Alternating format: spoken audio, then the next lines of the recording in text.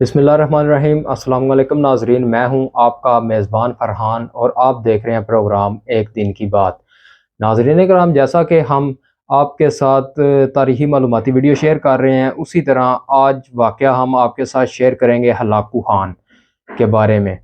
ناظرین، Hulagu Khan 15 اکتوبر سن 1218 میں پیدا ہوا۔ وہ الحانی حکومت کا بانی اور بدنام زمانہ ظالم ترین حکمران چنگیز خان کا پوتا تھا۔ چنگیز خان کے بیٹے طلئی خان کے 3 بیٹے تھے۔ ان میں ایک منگو خان تھا جو قراقرم میں رہتا تھا اور پوری منگول سلطنت کا حاکم اعظم تھا۔ دوسرا بیٹا قبلائی خان تھا جو چین میں منگول سلطنت کا بانی تھا، جبکہ تیسرا بیٹا ہلاکو خان تھا۔ ہلاکو خان اپنے دادا چنگیز خان کی طرح انتہائی ظالم ترین حکمران گزرا ہے، جس نے مسلمانوں پر ظلم کی انتہا کی اور کھوپڑیوں کے مینار کھڑے کر دیے۔ ناظرین، یوں تو ہلاکو خان کی پوری زندگی کی داستان ظلم اور بربریت سے بھری پڑی ہے، مگر آج ہم آپ کو وہ واقعہ سنائیں گے جب ہلاکو خان خود اپنی موت آپ مرا۔ ناظرین، مورخین لکھتے ہیں کہ دنیا کا ظالم ترین اور وحشی انسان ہلاکو خان اپنے طاقتور ترین گھوڑے پر بڑی شان اور تکبر کے ساتھ بیٹھا ہوا تھا۔ چاروں طرف اس کی فوج تھی، یعنی تاتاری فوج۔ سب سے آگے ہلاکو خان کا گھوڑا کھڑا تھا۔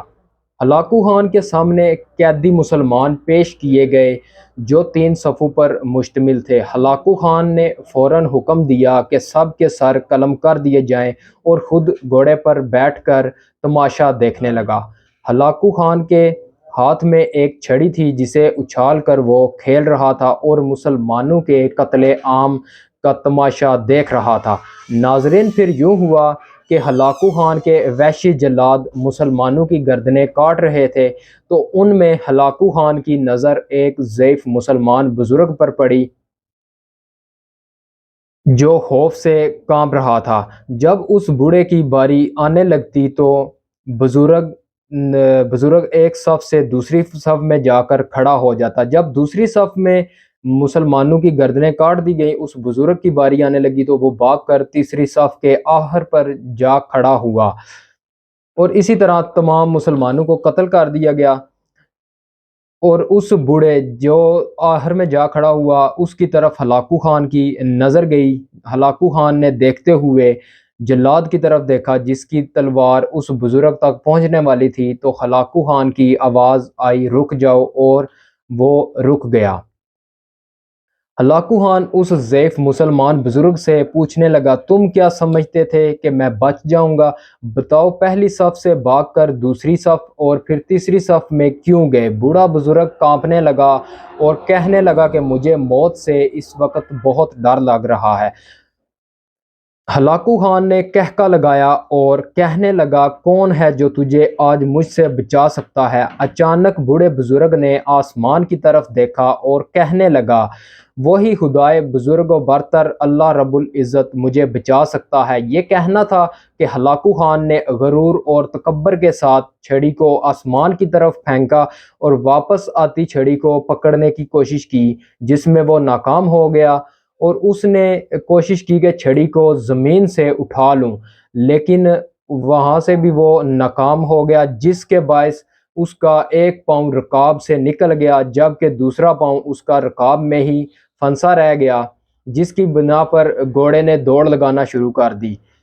اللہ رب العزت نے گھوڑے کو حکم دیا کہ بھاگ جا، اور گھوڑا سر پٹ بھاگنے لگا اور ہلاکو خان کو گھسیٹتے گھسیٹتے ہلاک کر دیا۔